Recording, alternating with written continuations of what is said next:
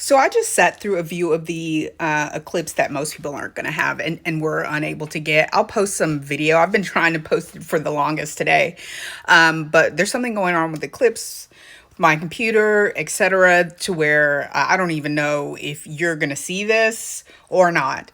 But I wanted to say something that I think we all need to internalize and which hit me during the eclipse, which is that today we got to see one moon, one sun, metaphorically speaking. And what we all need to take from that is not that you should be afraid of the unity between those two bodies. What you should be afraid of is the disunity that we're seeing here on Earth. And what we all need to understand is that we need to take a look at what these two celestial bodies were teaching us today. And no, I'm not trying to teach a sermon, even though it's going to kind of sound like it. Apologies, I can't quite help it right now. I'm going to wax poetic for a little bit. We really need to look at and understand the relationship between the sun and the moon. And I'll be brief.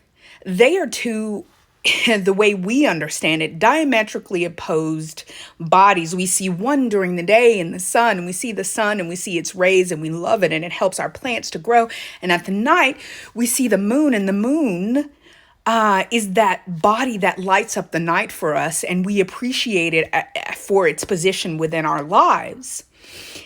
But we also need to understand that we see the moon because the moon is reflecting the light of the sun, and it is this dance between the two of them, and the interplay between the two of them that makes our lives work.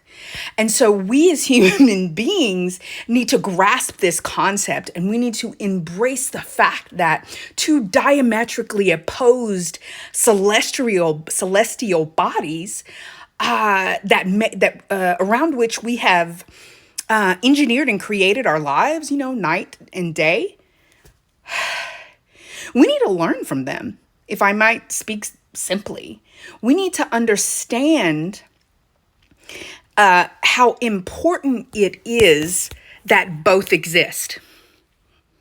We may not like how hot the sun makes the day, and we may disagree with it from that perspective. We may not even like the way the moon lights up the night, because it may not give us the kind of light in the way or the iridescent glow that we would like. But the moon is the moon and the sun is the sun, and they both play a role within our lives that are important, right? And each has a role within the lives of all people. And the fact that they exist, sitting in the two diametrically opposed positions that they do, are important.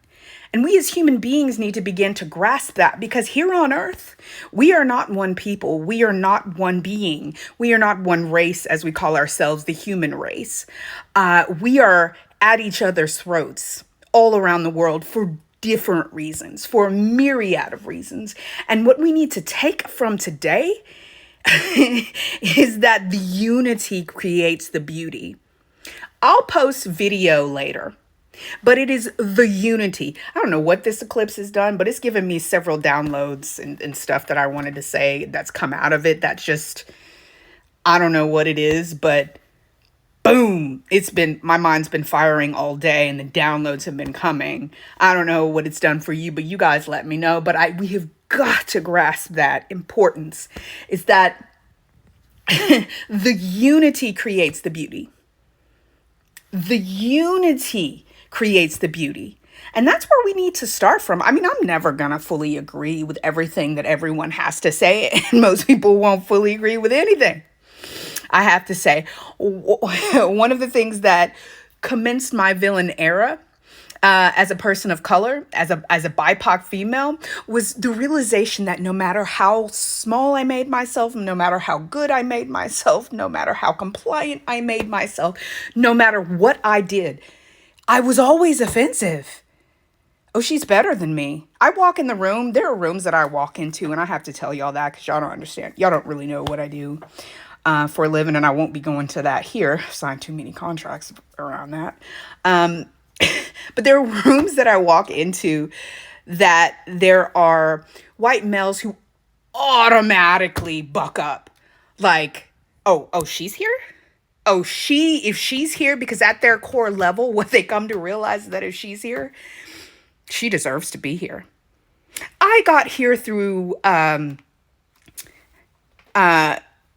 trying to European American affirmative action, those rigged systems that allowed people of a certain lineage and lack of melanation to be mediocre and to get their positions, but for people who are melanated to have to work hard and be qualified for those positions. That's why it's so hurtful. This whole nonsense around DEI is just racist.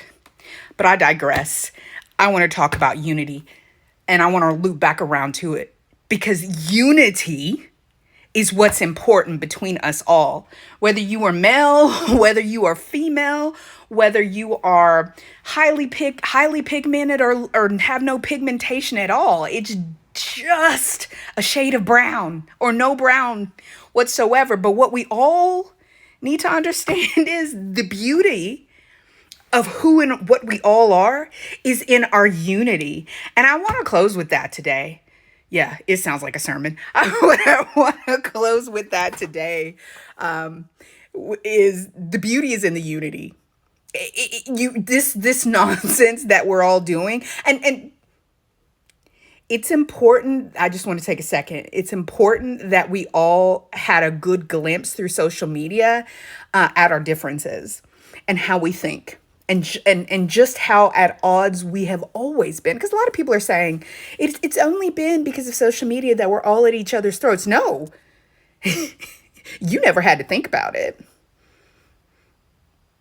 Where you're positioned and because of your privilege, you never had to sit in the discomfort of understanding and being the butt, right? The person in issue, the person who everyone claimed to be afraid of and claimed to be the problem as people of color. I'm talking about BIPOC in general. I'm not just talking about Black people. I'm talking about all of us BIPOC. But you've been in a privileged position to where you never had to sit in the discomfort of being at the intersection of a very, very, very, very maligned group. And so we are all now sitting in the discomfort of seeing that. And it's a place in which we are going to find healing, or we will find destruction. Message from the universe. This is an intersection of, I told you, we're all living through multiple living allegories. And if you're on my,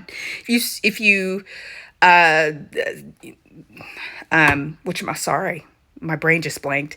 If you decide to sit on my page and watch my videos, I consistently try to break down allegories through which you are living through which you need to learn from. The other day I was talking about everyone needs to have to learn this lesson again. We need to look at how imperialism, how the global north, how neocolonialism, etc., supremacy manufactures our consent to butchery. And it's just through lies. Long story short, it's just through lies. I never meant this video to be long, so I'm gonna cut this message off for today, but learn the lesson. Second lesson you need to learn, and I'll make a shorter video on this. The beauty of humanity is in its unity. Stop tempting all of existence to create circumstances like explosions of events that you're going to have to live through in order to create that unity, because that unity will be stimulated. And let's just hope, let me see if I can curve this back around to an end, because I didn't mean this to be long. Let's just hope you live through it. So stop tempting all that exists to create situations and scenarios through which you have to live or die, which is going to stimulate the unity that the human race needs so that it survives. All right, message over.